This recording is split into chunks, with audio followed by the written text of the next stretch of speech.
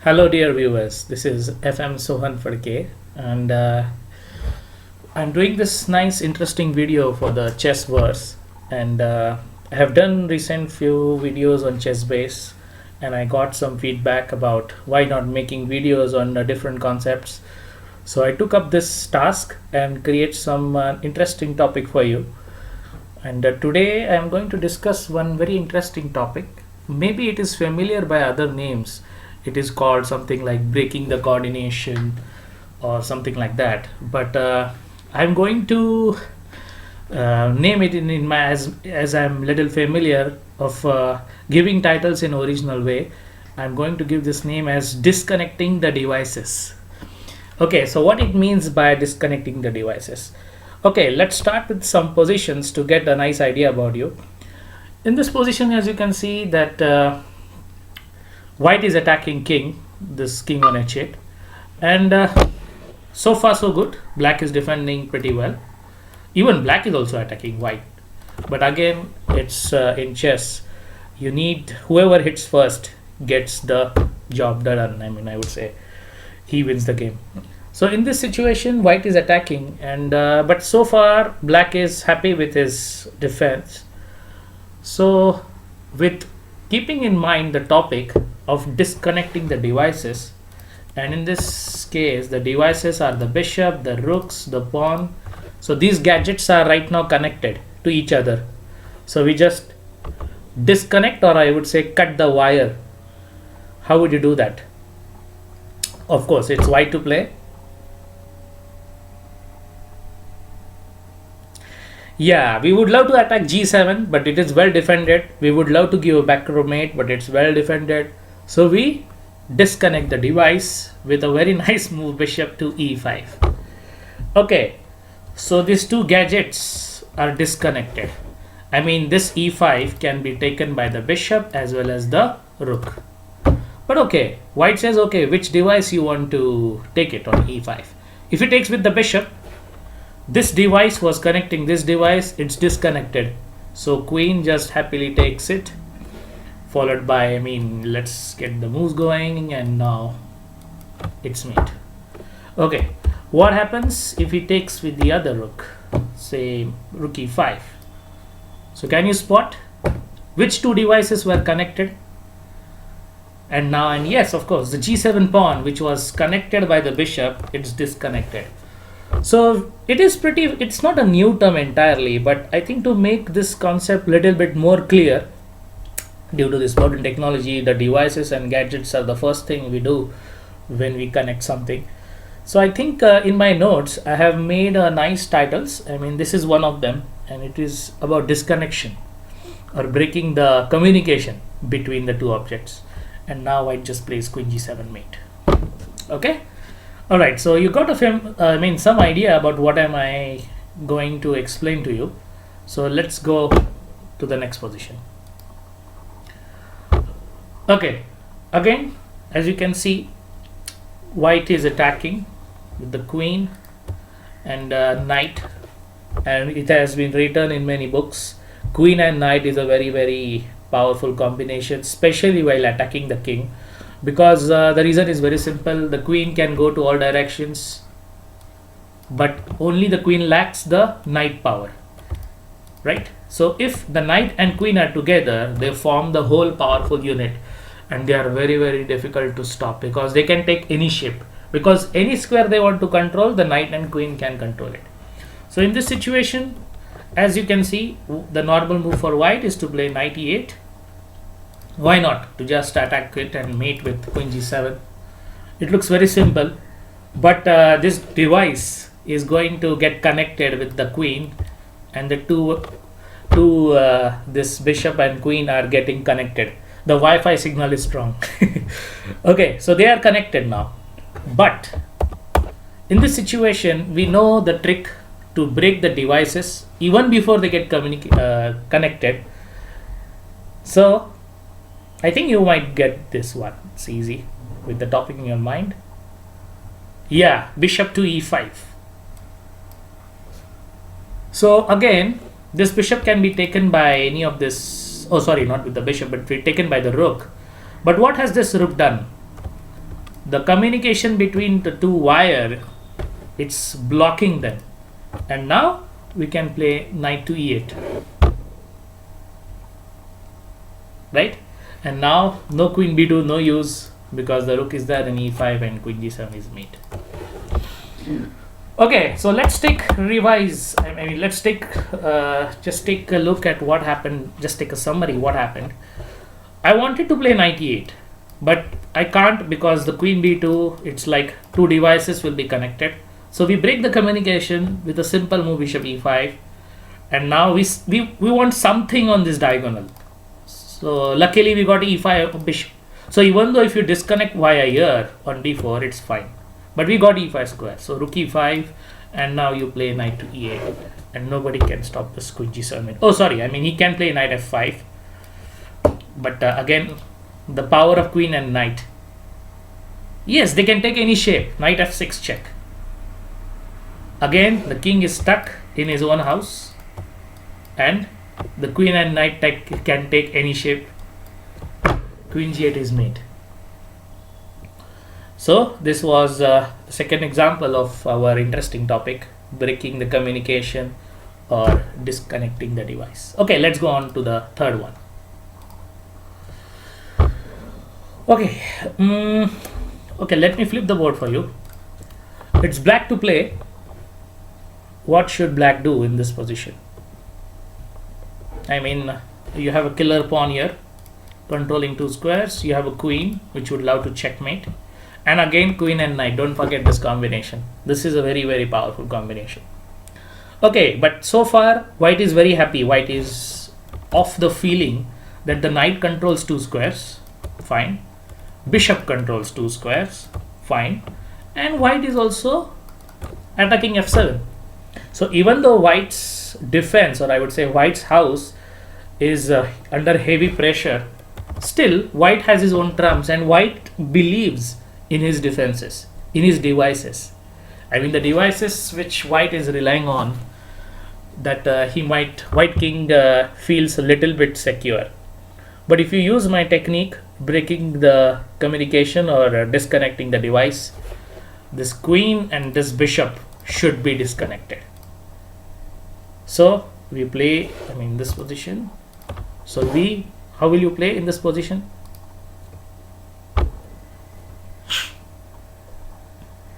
Black to play, I mean, yeah.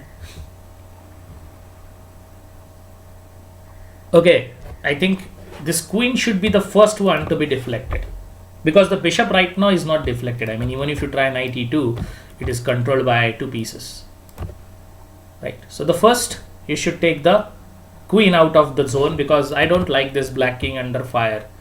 This is getting a little bit of a problem. So we deflect, we break the device communication with check. Okay, naturally don't forget this rook firing down the line. The king has no option but the queen has to take on h6. And now this is gone, and don't forget the queen on h5 was going to protect the e2 as well. So can you find a beautiful idea why bishop h6 was played? Okay, maybe one reason was, you can argue with me like, okay, the queen h5 was doing a nasty attack on the black king, but black has something else in his mind by playing bishop h6. Can you find out? Let me remove the marks for you. Yeah, you would love to play knight e2 check and it's mate, but knight e2, I mean sorry, in this position you would love to play knight e2, but the bishop is well protecting the guarding the e2 square. So basically, again, white is relying on his existing defenders that he will hold the house, but it's too much pressure, and the communication between these pieces, we break it, and again nothing comes for free. We have to pay a price always. So can you find it? Black to play. Yeah, queen c2 check. The queen has to be taken, and the bishop, the device which was connecting on e2, no signal found, or I would say no network or e2, and black is the first to grab it with both hands. Knight e2 is checkmate. Okay, I hope you like this one. This was little tricky because we had to be proactive on about the e2 and the c2 squares. These two squares were vital. Okay, let's move on to the next. Yeah, it's black to play again, and this time it is a sort of a checkmate also. At the same time, with the help of breaking the device's range, or I would say the breaking the connection, black is going to win a piece, or I would say black is going to win material. Okay, we will go for checkmate, but every time it is not possible. Okay, what will black do?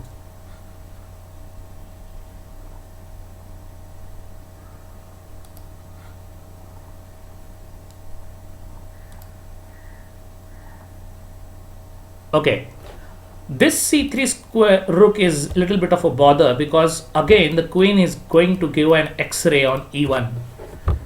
If you want more about x-ray, do watch my 5th episode on Chessverse. It's about the x-ray laser beam. So queen is shooting down from a5 to e1. Okay, queen a1 is not working in this situation. If you play queen a1, I can just play your queen c1. And I mean, okay, if you play rook d1, my bishop is there. So we do a very smart move. We break the communication. Two devices. We break the device control of two. The two devices are controlled. We break them with the move. Can you find it from black? Yeah, knight a4 is one move where you can play knight a4. But if you play knight a4, I think after rook e1, this square is controlled, and somehow white holds it on. So not knight a4. Can you find it?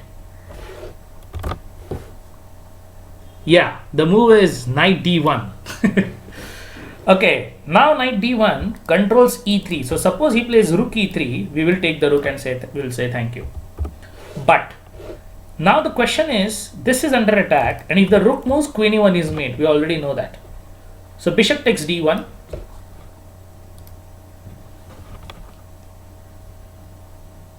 And what is the follow-up? Yeah, not rook d1. If you play rook d1, I play queen d1. Nothing is happening like this. It's just nothing is there. I mean, this is equal position. Okay, you have this extra pawn, not a pass pawn, but this should be a draw. But the move is queen takes c3. And after queen takes c3, the back rank rook d1 is made. So we break the device with the move knight to d1, and the game is over. Okay, let's move on to the next one.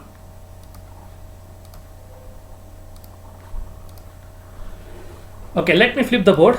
Okay, I have designed these puzzles from very easy to the slightly tougher one, and not too much, but I've just made step by step and going towards it in a little bit to the harder level. Okay, so it is white to play. As you can see, again the queen and knight is a combination attacking the king, and don't forget the rook. Again the rook is attacking this. So how will you break the communication between two devices? White to play.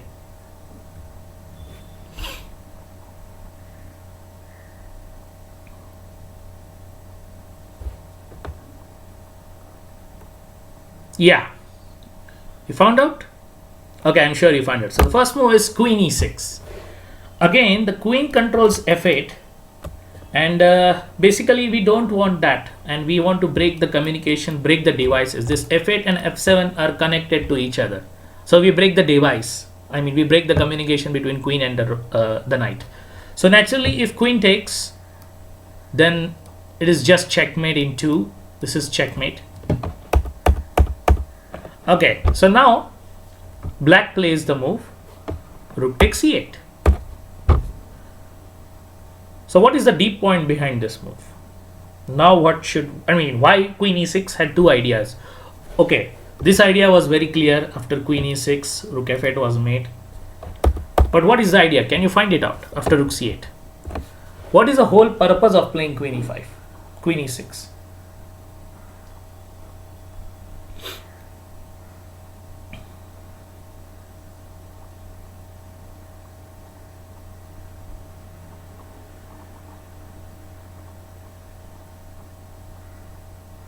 Yes. Now the king controls the f7, and this king, we want to disconnect this king from the queen. So breaking the communication of king to the queen now with the move knight e7. Okay, the queen cannot take it, so he has to go to f7, and the disconnection complete, and queen f7. So in this position we will say, that was so easy, game over, queen f7. What's there to analyze? But chess is not that easy. Sometimes chess is so difficult, sometimes chess is very easy. And thanks to this pawn now, it's going to queen now.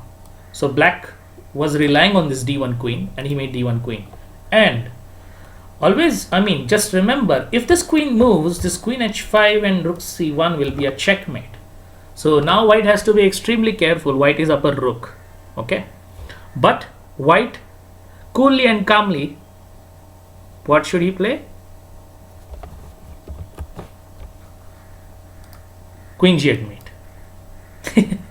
So this was mate. But again, chess is not that easy. In this situation, black plays an amazing move, knight to e6. And now g8 square is well under control. And if white plays queen e6, now I play queen, d1 queen, and now there is no check here.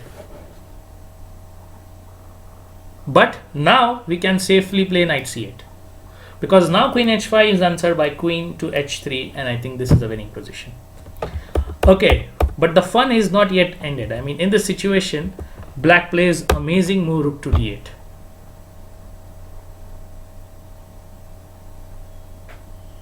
And and now white has to settle for a draw with the move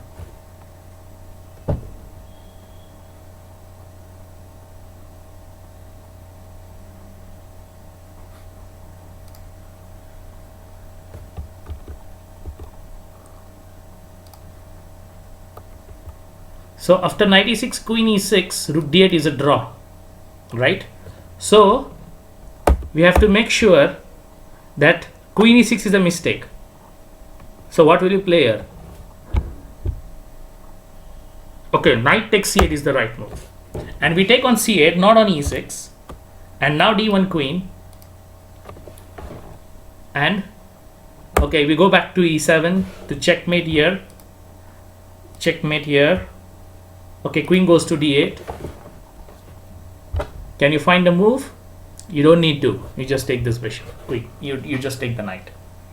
So this was a very little tricky one. It was little tough considering these other 4 examples. This was the tricky one. So this was more to the point of every device, every move. Still the life goes on for black. There were so many pitfalls in this situation. After knight e6, queen e6, you will say wow, and after queen you take this.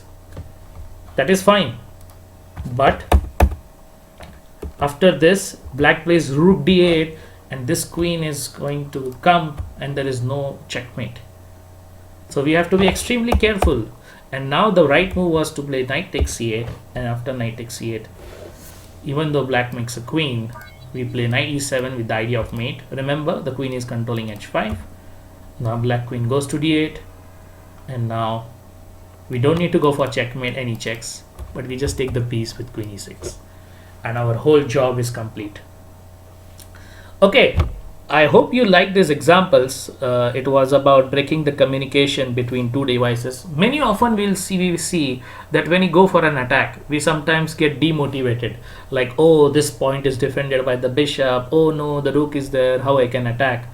Then perhaps there might be a chance to break the coordination between the 2 devices by putting the spanner in the wheels.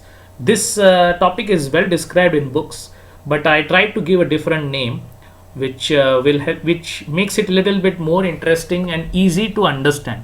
Because finally, I believe in words. Sometimes, if the word is that powerful, it will stay in your mind for a long time. If the word is very difficult to memorize, you might miss the idea. But if you make it in an interesting combination and titles, it makes things interesting and beautiful.